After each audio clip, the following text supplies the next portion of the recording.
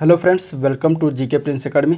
तो हम लोग डिस्कस कर रहे थे रुक्मिणी प्रकाशन के बुक के प्रैक्टिस टेस्ट सीरीज़ की, और ये वीडियो उसी का नेक्स्ट टेस्ट सीरीज़ है जो कि टेस्ट सीरीज नंबर 23 है। इसके पहले 22 टेस्ट सीरीज हो चुका है, और जिसमें हिंदी के जो है आज की इस वीडियो में जो है हिंदी के 25 क्वेश्चन और जीएस के 25 क्वेश्चन दोनों को हम डिस्कस करने वाले हैं। ठीक है, सबसे पहले हम हिंदी के करेंगे, इसके बाद जीएस के करेंगे। तो इम्पॉर्टेंट है वीडियो, और इसका जो है रुक्मिणी प्रकाशन का ग्रामीण विकास का जो प्रैक्टिस टेस्ट हो चुका है पूरा, और उसका प्लेलिस्ट भी बना दिया है, तो आप लोग वहां से जाकर उसको प्लेलिस्ट पेज से देख सकते हैं। ठीक है, तो चलिए वीडियो को स्टार्ट करते हैं। स्टार्ट करने से पहले अगर आप लोग चैनल पर नए हैं और सब्सक्राइब नहीं किया है तो सब्सक्राइब करें और अपने दोस्तों में ज़्यादा से ज़्यादा शेयर करें। ठीक है, तो पहला क्वेश्चन है हिंदी का, रिक्त स्थान को भरने के लिए उपयुक्त शब्द का चयन करें। जो सदा रोता रहता है उसके चेहरे पर क्या होता है ये बताना है। खुशी होता है, उदासी होता है, दुखी होता है या फिर हंसी होता है। तो जब कोई व्यक्ति हमेशा रोता रहता है तो उसके चेहरे पर हमेशा जो है उदासी रहती है, तो आंसर इसका बी पार्ट हो जाएगा। ठीक है, कोई व्यक्ति जो रोता है उसके चेहरे पर उदासी रहेगी। दिए गए शब्द के पर्यायवाची शब्द का चयन करें, तो उसमें है अपमान। अपमान का जो है चयन करना है। अपमान शब्द का पर्यायवाची क्या होगा? तो अपमान का पर्यायवाची होता है अनादर। ठीक है, इसके बाद अवमानना। ठीक है, इसके बाद तिरस्कार। ठीक है, और परिभव, अवज्ञा, ये सारी चीज़ें जो होती है ये जो है अपमान शब्द का पर्यायवाची शब्द होता है। तो इसमें अगर हम आंसर की बात करेंगे तो आंसर इसमें डी पार्ट हो जाएगा। तिरस्कार शब्द इसका पर्यायवाची हो जाएगा। ठीक है,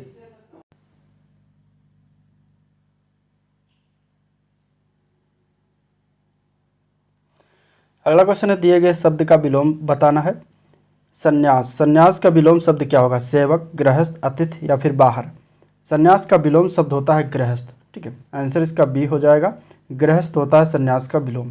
दुनिया को नई राह दिखाता है। वाक्य में प्रयुक्त काल बताना है। कौन सा काल इस वाक्य में है? तो वाक्य में प्रयुक्त काल की बात करें तो सामान्य वर्तमान काल है। ठीक है, आंसर इसका ये पार्ट हो जाएगा।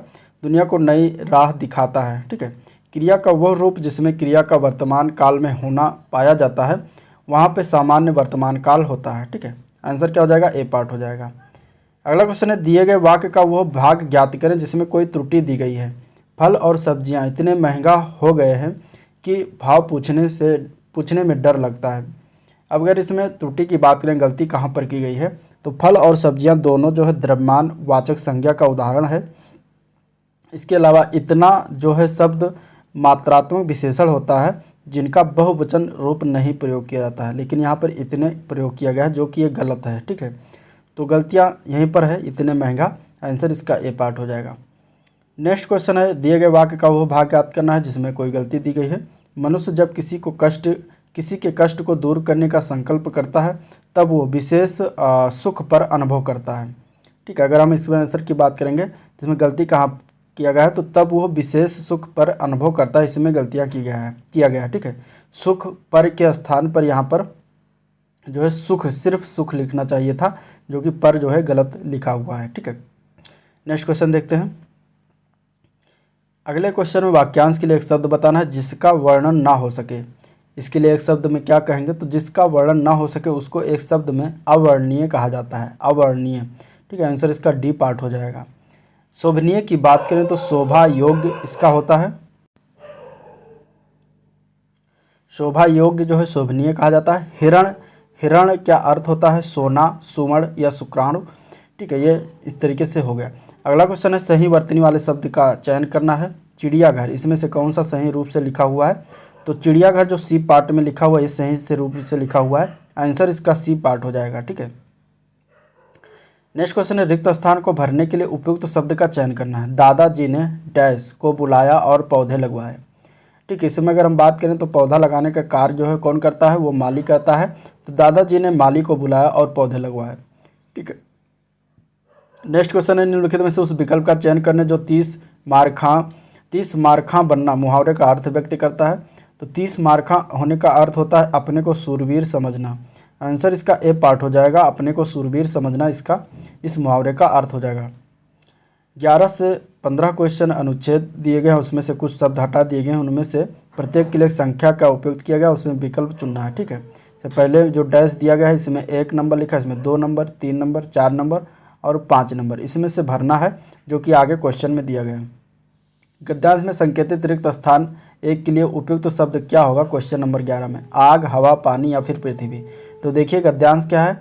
सोने जैसी बहुमूल्य धातु को में पूरे संयम से तब तक तपाया जाता है जब तक कि उसकी खोट ना हो जाए या वो जलकर भस्म न बन जाए। ठीक है, तो अगर हम इसके आंसर की बात करेंगे तो इसमें अगर हम भर देते हैं आग।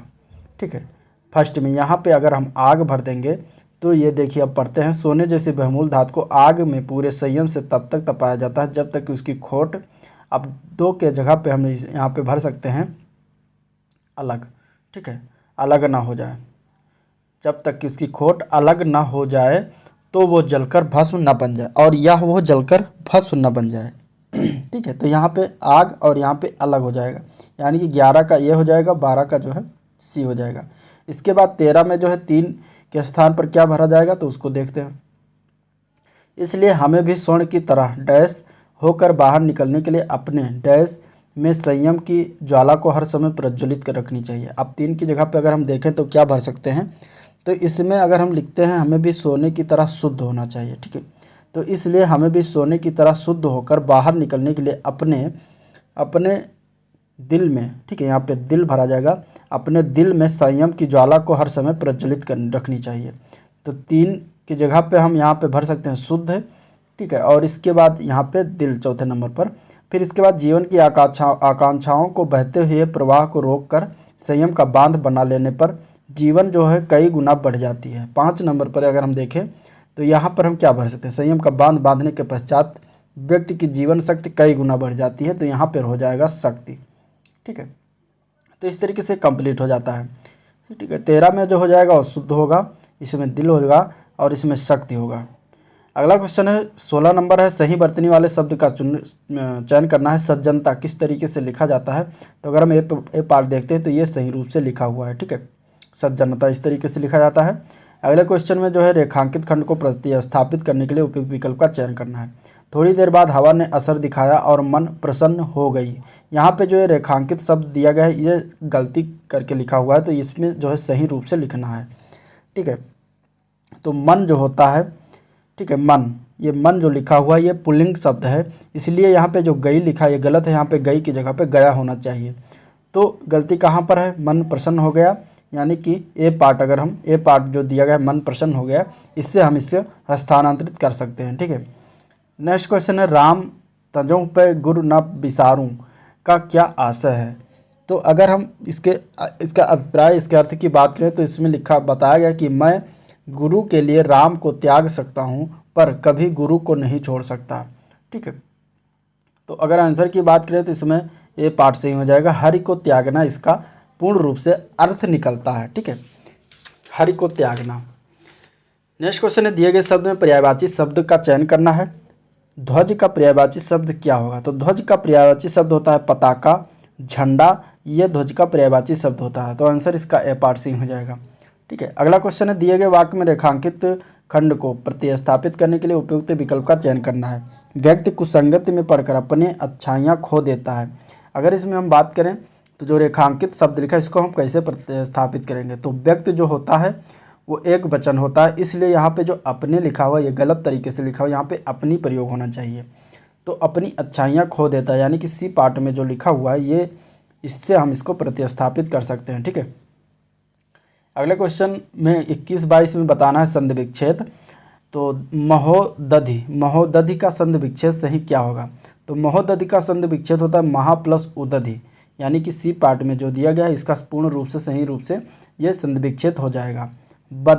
वध्वागमन का सही संधि विच्छेद की बात करें तो वधु प्लस आगमन होता है, इसका पूर्ण रूप से सही संधि विच्छेद, यानी कि सी पार्ट इसका आंसर हो जाएगा। ठीक है, अगला क्वेश्चन है बीचों बीच में क्या कौन सा समास है ये बताना है। तो बीचों बीच में अगर हम बात करें तो इसमें अव्ययी भाव समास आता है, आंसर इसका ये पार्ट हो जाएगा। अव्ययी भाव समास के अगर परिभाषा की बात करते हैं तो इसमें पहला पद जो होता है वो प्रधान होता है और समास से जो शब्द बनता है वो अव्यय होता है। समस्त शब्द के अव्यय के रूप में उपस्थित होने के कारण इस समास का नाम अव्ययी भाव समास पड़ता है। ठीक है, नेक्स्ट क्वेश्चन अलंकार का भेद कर बताना है। अधरों पर अल मंडराते, केसों पर मुग्ध पपीहा, इसमें बताना है कौन सा अलंकार है। तो अगर हम बात करते हैं तो इसमें जो है रूपक अलंकार है, इसमें रूपक अलंकार हो जाएगा, आंसर ए हो जाएगा। दूसरे शब्दों में जब गुण की अत्यंत समानता के कारण उपमेय को ही उपमान बता दिया जाता है तो वहाँ पर जो है रूपक अलंकार होता है। ठीक है, निर्वेद किस रस का स्थायी भाव है ये बताना है। तो निर्वेद जो होता है वो शांत रस का स्थायी भाव होता है, आंसर इसका क्या हो जाएगा, बी पार्ट हो जाएगा। शांत रस का स्थायी भाव निर्वेद होता है। ठीक है, तो ये था 25 क्वेश्चन हिंदी के। अब बात करते हैं 25 क्वेश्चन जीएस के। ठीक है, पहला क्वेश्चन है, निम्न में से किस अधिवेशन के लिए कांग्रेस ने पहली बार एक महिला को अध्यक्ष चुना था? कलकत्ता अधिवेशन 1917, गया अधिवेशन 1922, इलाहाबाद अधिवेशन 1921 या फिर लखनऊ अधिवेशन 1916। तो अगर हम इसके आंसर की बात करेंगे तो इसमें ए पार्ट जो दिया गया कलकत्ता अधिवेशन 1917। इसमें जो है सर्वप्रथम कांग्रेस ने एक महिला को अध्यक्ष चुना था। ठीक है, 1917 में कांग्रेस ने पहली बार महिला जो थी उनका नाम था Shrimati Annie Besant. Annie Besant को जो है अध्यक्ष चुना गया था इस अधिवेशन में, कलकत्ता के अधिवेशन में। भारत में होम रूल आंदोलन की जनक मानी जाती हैं ये। ठीक है, होम रूल आंदोलन जो है इन्होंने ही चलाया था, एनी बेसेंट ने। ठीक है, होम रूल आंदोलन जो है ये आयरलैंड से लिया गया है। ठीक है, कहाँ से लिया गया है, आयरलैंड से लिया गया है, ये भी आपको याद ध्यान में रखना है। लखनऊ कांग्रेस के अधिवेशन जो हुआ था, लखनऊ अधिवेशन जो हुआ था 1916 में, ये अंबिका चरण मजूमदार ने किया था। अंबिका चरण मजूमदार ने लखनऊ के कांग्रेस का अधिवेशन किया था। ठीक है, गया अधिवेशन जो हुआ था ये इसकी अध्यक्षता सी.आर. दास ने किया था। सी.आर. दास ने जो है गया अधिवेशन की अध्यक्षता की थी। ठीक है, एनी बेसेंट ने जो है सितंबर 1916 में मद्रास में होम रूल लीग की स्थापना की और इसके बाद जॉर्ज अरुंडेल को जो है इस लीग का सचिव बनाया था। ठीक है, तो ये कुछ बातें हो गई। अब अगला क्वेश्चन देखते हैं। 1947 के कैबिनेट मिशन का नेतृत्व किया गया था, किसके द्वारा किया गया था?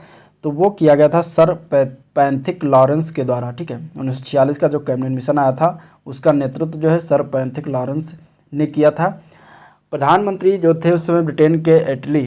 ठीक है, एटली जो थे उन्होंने जो है 15 फरवरी 1946 को भारतीय संविधान सभा की स्थापना एवं तत्कालिक जो है ज्वलंत समस्याओं पर भारतीय विचार विमर्श के लिए कैबिनेट मिशन को भारत भेजने की घोषणा की थी। 24 मार्च 1946 को कैबिनेट मिशन दिल्ली पहुंचा और इसके 3 सदस्यीय शिष्टमंडल में स्टैफोर्ड क्रिप्स, पैंथिक लॉरेंस और एवी अलेक्जेंडर थे। उनमें से नेतृत्वकर्ता का नाम था पैंथिक लॉरेंस। ठीक है, अगला क्वेश्चन देखते हैं।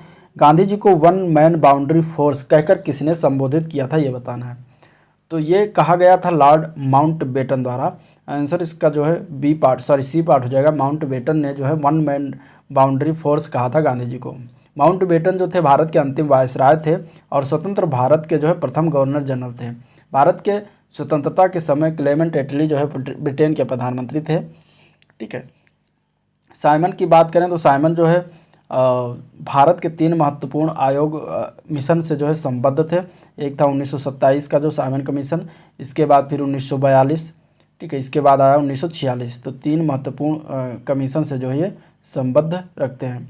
ठीक है, देश का विभाजन एवं सांप्रदायिक दंगों में काफ़ी लोगों की जान गई थी। महात्मा गांधी जो है पश्चिम बंगाल यानी कि कोलकाता में अकेले इन खूनी संघर्ष को रोकने का प्रयास किए थे। ठीक है, इसी कारण से जो है स्वतंत्र भारत के प्रथम वायसराय जो थे माउंटबेटन, उन्होंने इन्हें जो है वन मैन बाउंड्री फोर्स कहकर पुकारा था।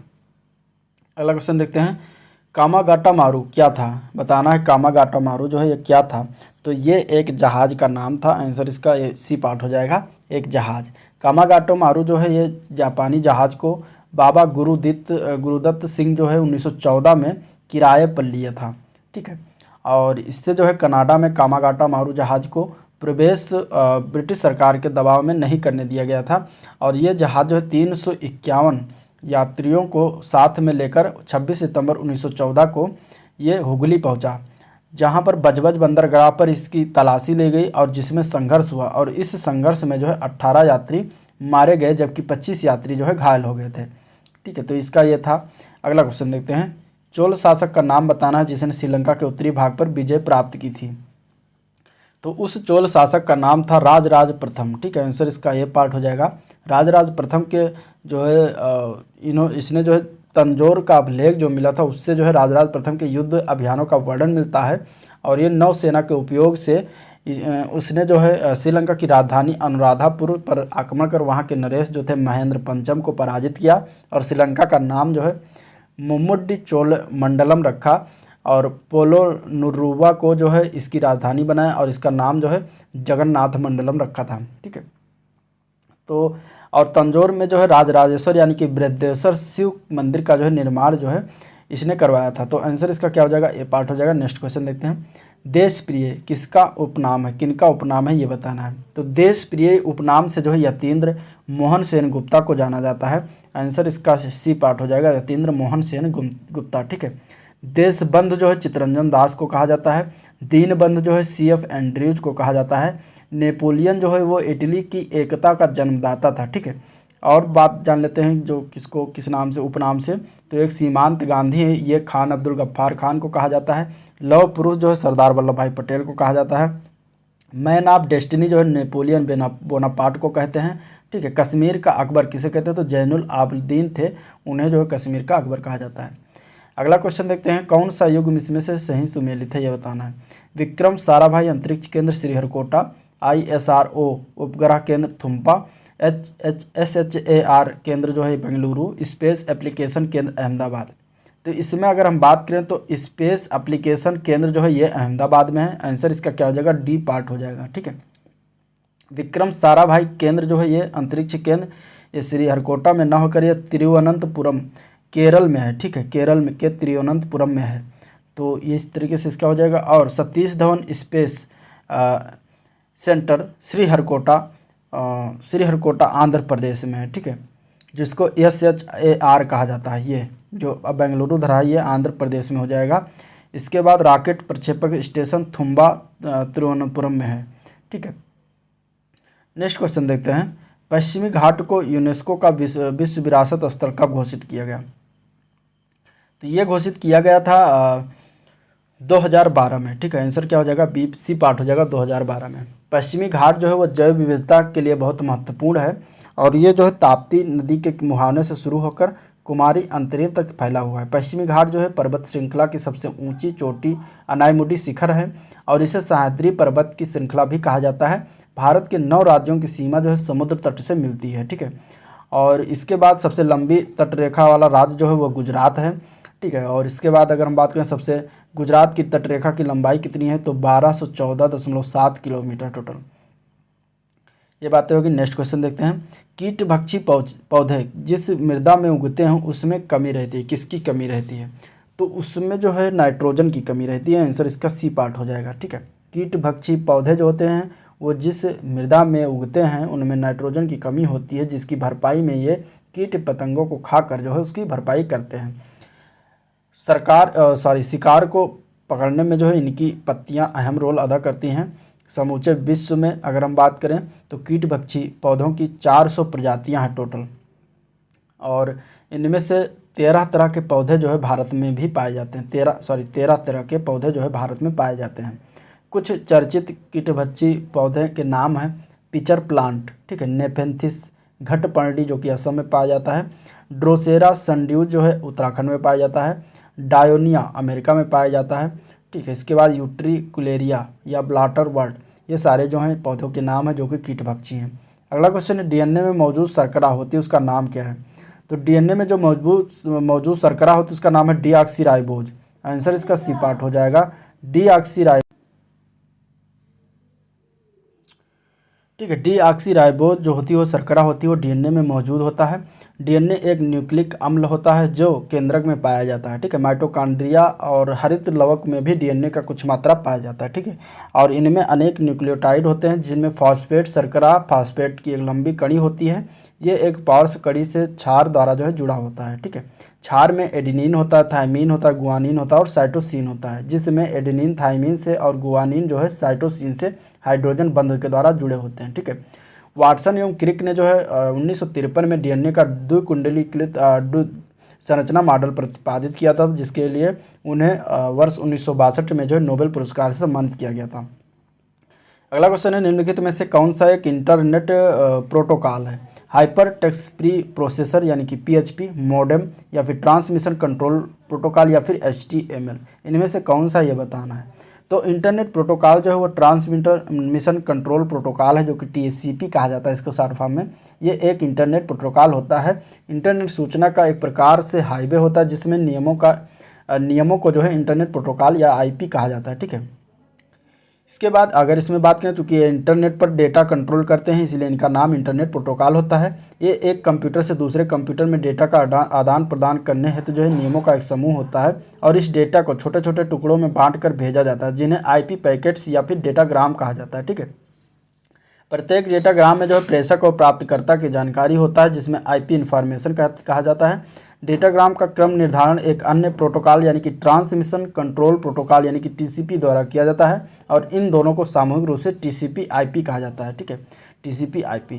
तो इस तरीके से इसका आंसर जो है सी पार्ट हो जाएगा। नेक्स्ट क्वेश्चन देखते हैं, कैसे कैश मेमोरी किनके बीच क्रिया करती है ये बताना है। तो कैश मेमोरी जो होती है वो सीपीयू और रैम के बीच क्रिया करती है। आंसर क्या हो जाएगा, ए पार्ट हो जाएगा। सीपीयू और रैम के बीच जो क्रिया करती है वो मेमोरी होती है कैश मेमोरी। ठीक है, कैश मेमोरी एक अस्थायी मेमोरी होती है। सीपीयू का फुल फॉर्म होता है सेंट्रल प्रोसेसिंग यूनिट। ठीक है, और सीपीयू को कंप्यूटर का मस्तिष्क कहा जाता है। रोम का फुल फॉर्म होता है रीड ओनली मेमोरी। ये एक नॉन वोलाटाइल मेमोरी होता है। अगला क्वेश्चन है, कांसा मिश्र धातु है तांबे और किसका। ठीक है, कांसा एक मिश्र धातु है तो तांबे और किसका मिश्र धातु है ये बताना है। तो कांसा जो होता है वो तांबा और टिन का मिश्र धातु होता है। आंसर इसका ए पार्ट हो जाएगा। नेक्स्ट क्वेश्चन है, निम्नलिखित धातुओं में से कौन सी स्वतंत्र अवस्था में पाई जाती है। तो वो है सोना। ठीक है, सोना जो है इनमें से जो सोना है वो स्वतंत्र अवस्था में पाई जाती है, बाकी सारी स्वतंत्र अवस्था में नहीं मिलती है। ठीक है, प्रकृति में जो सोना जो होता है स्वतंत्र होता है और संयुक्त दोनों अवस्था में पाया जाता है। Na, Ca, मैग्नीशियम और एल्युमिनियम सबसे क्रियाशील धातु कही जाती हैं।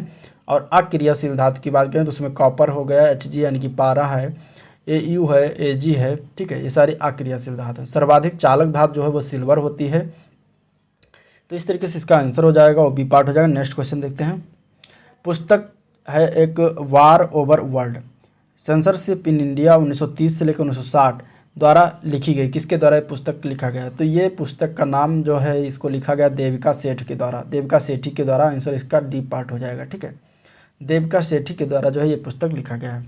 अगला क्वेश्चन है, घटते हुए क्रम में मानव शरीर में विद्यमान प्रमुख तत्व कौन कौन से हैं। तो वो है कैल्शियम सबसे ज़्यादा पाया जाता है, इसके बाद फास्फोरस है, फिर उससे कम गंधक, फिर उससे कम पोटेशियम पाया जाता है। इसका यानी कि आंसर बी पार्ट हो जाएगा। ठीक है, कैल्शियम, फास्फोरस, गंधक, पोटेशियम। अगला क्वेश्चन देखते हैं, निम्नलिखित में से कौन सा सही सुमेलित नहीं है। संवैधानिक संशोधन अनुच्छेद 369, वित्त आयोग अनुच्छेद 280, वित्तीय आपातकाल अनुच्छेद 360, अखिल भारतीय सेवा अनुच्छेद 312। इसमें से बताना कौन सा गलत है। तो अगर हम गलत ऑप्शन की बात करेंगे तो इसमें ए पार्ट गलत है। संवैधानिक संशोधन, संवैधानिक संशोधन के लिए 369 नहीं 368 का प्रयोग किया जाता है। ठीक है, तो यही इस तरीके से गलत हो जाएगा। संवैधानिक संशोधन 3 प्रकार से किया जा सकता है, साधारण बहुमत से, 2/3 बहुमत से और संसद के 2/3 बहुमत के अलावा आधा से अधिक राज्य की विधानमंडल के बहुमत से किया जाता है। ठीक है, तो आंसर क्या हो जाएगा, ए पार्ट ही हो जाएगा। नेक्स्ट क्वेश्चन देखते हैं, संसद अनुच्छेद 249 के आधार पर राज्य सूची के विषय पर एक बार में कितने समय तक कानून बना सकता है ये बताना है। तो वो जो है ये बना सकता है वो है 1 वर्ष तक, 1 वर्ष तक कानून बना सकता है। ठीक है, आंसर क्या हो जाएगा, बी पार्ट हो जाएगा, 1 वर्ष। ठीक है, नेक्स्ट क्वेश्चन है, राज्य वित्त आयोग का गठन किस अनुच्छेद के आधार पर होता है।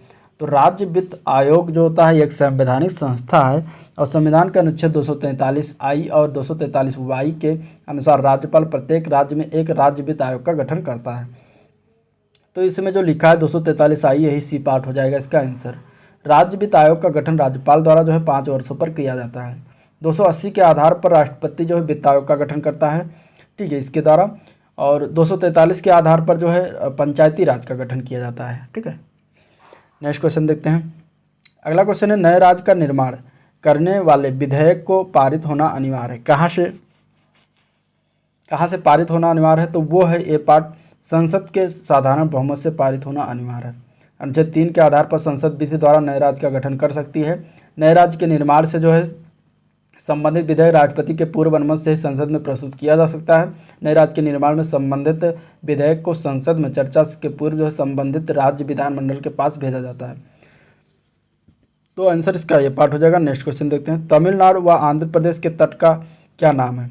तमिलनाडु व आंध्र प्रदेश के तट का नाम है कोरोमंडल तट। आंसर इसका ये पार्ट हो जाएगा। पूर्वी घाट को कोरोमंडल कहा जाता है, पश्चिमी घाट को कोंकण तट कहा जाता है। ठीक है, कोरोमंडल तट का विस्तार 1300 किलोमीटर है, जो उड़ीसा से लेकर तमिलनाडु तक फैला हुआ है। ठीक है, मालाबार तट जो है केरल में है। पश्चिमी घाट और पूर्वी घाट का मिलन स्थल जो है नीलगिरी पर्वत है, ये भी आपको याद रखना है। ठीक है, पश्चिमी घाट एक जो है भ्रंश घाटी है। अगला क्वेश्चन है, दो बाइनरी संख्या दी गई है और इसका योग क्या होगा ये बताना है। ठीक है, तो अगर हम इसके आंसर की बात करेंगे तो इसका आंसर हो जाएगा ए पार्ट। इसका योग अगर पूछा जाएगा तो ये आएगा। अब इसको हम अगर जोड़ने के लिए पहले हम इसको संख्या बनाएंगे और संख्या बनाने के बाद इन दोनों को फिर इसके बाद जोड़ेंगे, फिर उस संख्या को जो है फिर बाइनरी में कन्वर्ट करेंगे। ये इस तरीके से विधि होता है। ठीक है, तो अगर हम एक करके बता दे रहे हैं, जैसे ये पहला वाला जो ये अंक लिखा हुआ है, अगर हम इसको संख्या में करेंगे तो पहले गिन लेते हैं 1 2 3 4 5 6। ठीक है, 7 है। ठीक है, 7 है, तो इसमें हम क्या करेंगे, शुरुआत करेंगे 2 की घात 6 से। 2 की घात 6 यानी कि 7 है तो 2 की घात 6 गुणे 1 करेंगे, प्लस 2 की घात 5 गुणे 1 करेंगे, प्लस 2 की घात 4 गुणे 1 0 करेंगे क्योंकि 0 दिया है, या जैसे सीरियलाइज से चलते जाएंगे, प्लस 2 की घात 3 गुणे 1 करेंगे, प्लस 2 की घात जो है 2 की घात 2 प्लस 2 की घात 2 गुणे 1 करेंगे, प्लस 2 की घात 1 गुणे 1 करेंगे। इसके बाद 2 की घात 0 गुणे 1 करेंगे। ठीक है, तो इस तरीके से प्लस करके और सब इसको कर लेंगे। तो 2 की घात 6 को अगर हम गुणा करेंगे तो ये हो जाएगा 64 गुणे 1 ये आ जाएगा 64, प्लस 2 की घात 5 ये हो जाएगा आपका 32, और प्लस ये 0 पार्ट दिया तो ये 0 हो जाएगा 2 की घात 4 का। ठीक है, इसके बाद प्लस आएगा 8 2 की घात 3, प्लस इसके बाद आएगा 4, प्लस आएगा 2, प्लस आएगा 1। ठीक है, इसको हम जोड़ेंगे तो ये आ जाएगा 111। इसी तरीके से इसको कन्वर्ट करेंगे और इसको कन्वर्ट करेंगे। इसमें भी 6 संख्या, तो 6 संख्या यानी कि 7 संख्या, तो 6 से 2 की घात 6 2 की घात 5 2 की घात 4 से गुणा करते हैं और सब जोड़ेंगे तो ये आएगा 101। ठीक है, इन दोनों को हम जोड़ते हैं तो ये आ जाएगा 212। अब 212 को जो है हम अगर बाइनरी में कन्वर्ट करना है तो बाइनरी में कन्वर्ट करेंगे, इसको 2 से हम डिवाइड करते चले जाएंगे। ठीक है, 2 एकम 2, ठीक है, 2 छक्के 12 आ जाएगा, और इसके बाद यहाँ पे जो है 0 बचेगा। इसके बाद फिर हम इसको 2 से डिवाइड करेंगे, 2 पंजे 10 2 3 6। ठीक है, इसके बाद भी यहाँ पे 0 आ जाएगा। अब फिर हम इसको 2 से डिवाइड करेंगे तो 26 दूना 52 यानी कि 1 बचेगा, तो यहाँ पर हम 1 लिख देंगे। ठीक है, तो 1 मिनट हम फिर से दोबारा जो जोड़ के आया था 212, इसको हम करेंगे डिवाइड 2 से। ठीक है, 2 एक बाइनरी बनाने के लिए तो 2 से डिवाइड करते चले जाएंगे, 2 छक्के 12 हो जाएगा। ठीक है, और जो यहाँ पे कुछ नहीं बचा तो 0 लिख देंगे। इसके बाद फिर हम 2 से डिवाइड करेंगे, 2 पंचे 10 2 3 6, यहाँ पे 53 आ गया यानी भी 0 हो जाएगा यहाँ पर भी। इसके बाद इसको हम 2 से डिवाइड करेंगे तो ये 26 बार जाएगा, 2 26 दूना 52, और 1 बचेगा तो 1 यहाँ पर लिख देंगे। फिर 2 से डिवाइड करेंगे तो यहाँ हो जाएगा 13। ठीक है, 13 दूना 26 यानी कट जाएगा, फिर यहाँ पे 0 बचेगा। फिर 2 से डिवाइड करेंगे तो यहाँ पे आ जाएगा 6, 1 बचेगा यहाँ पे तो वो 1 यहाँ पे लिख देंगे। ठीक है, इसके बाद फिर 6 आएगा तो इसको हम फिर 2 से डिवाइड करेंगे तो ये आ जाएगा आपका 3। ठीक है, यहाँ पे 0 हो जाएगा। अब 3 जो आया इसको हम फिर 2 से डिवाइड करेंगे तो ये आएगा 2 1 कम 2, यहाँ पे 1 बचेगा। ठीक है, इसके बाद सब कट गया। ठीक है, अब क्या करेंगे, हम नीचे से यहाँ से हम शुरुआत करेंगे और जो 1 आया फिर 1 आया फिर 0 आया फिर 1 आया फिर 0 फिर 1, ये इसको हम लिखते चले जाएंगे। तो 1 आया, ठीक है, इसके बाद फिर 1 आया, ये 1 हो गया, 1 ये हो गया। इसके बाद फिर यहाँ पे 0 है, फिर यहाँ पे 1 है। ठीक है, फिर यहाँ पे 0 है, फिर यहाँ पे 1 है, फिर यहाँ पे 0 है, फिर यहाँ पे 0। तो ये हो गया बाइनरी अंक में कन्वर्ट। तो इस तरीके से इसका आंसर क्या हो जाएगा, ए पार्ट ही निकल के आएगा। इस तरीके से क्वेश्चन किया जाता है। नेक्स्ट क्वेश्चन देखते हैं, विश्व के आधे से अधिक कहवा का उत्पादन कहाँ होता है, ये बताना है। तो आधे से अधिक कहवा का उत्पादन जो होता है वो ब्राज़ील में होता है। आंसर इसका ये पार्ट हो जाएगा। ठीक है, विश्व का कहवा जो है पात्र जो है ब्राज़ील को कहा जाता है, कहवा का पात्र। विश्व में कहवा की मंडी साओ पोलो को कहा जाता है। ब्राज़ील में कहवा के बांगों को फजेंडा कहा जाता है। ठीक है, और भारत में अगर हम बात करेंगे तो कर्नाटक जो है कहवा में सर्वाधिक उत्पादन होता है, कर्नाटक में। नेक्स्ट क्वेश्चन है, ICC player of the month award जुलाई 2021 से किसे प्रदान किया गया। तो इसके अगर हम आंसर की बात करेंगे तो आंसर हो जाएगा साकिब अल हसन को दिया गया। अब ये 2022 साल आप लोग को याद रखना चाहिए। अगला क्वेश्चन है, लास्ट क्वेश्चन है, कंप्यूटर शब्दावली में MIPS का क्या अर्थ होता है। तो MIPS का अर्थ की बात करेंगे तो होता है मिलियन ऑफ इंस्ट्रक्शन पर सेकंड। ठीक है, आंसर इसका बी पार्ट हो जाएगा, मिलियन ऑफ इंस्ट्रक्शंस पर सेकंड इसका फुल फॉर्म होता है, यही इसका अर्थ होता है। ठीक है, तो ये कंप्यूटर से संबंधित क्वेश्चन था। कंप्यूटर का मैं जीएस दृष्टि का जो कंप्यूटर करा रहा हूँ उसमें ये सब सारी चीज़ें बताऊँगा, आप लोग उसको भी देखिएगा। तो ये था ओवरऑल वीडियो आज का, और जिसका हम लोगों ने डिस्कशन किया। अगर वीडियो पसंद आया तो लाइक करिए, चैनल को सब्सक्राइब करिए, साथ में अपने दोस्तों में ज़्यादा से ज़्यादा शेयर करिए। ठीक है, और आज के लिए इतना ही, वीडियो को एंड करते हैं, मिलते हैं नेक्स्ट दिन, तब तक के लिए थैंक यू।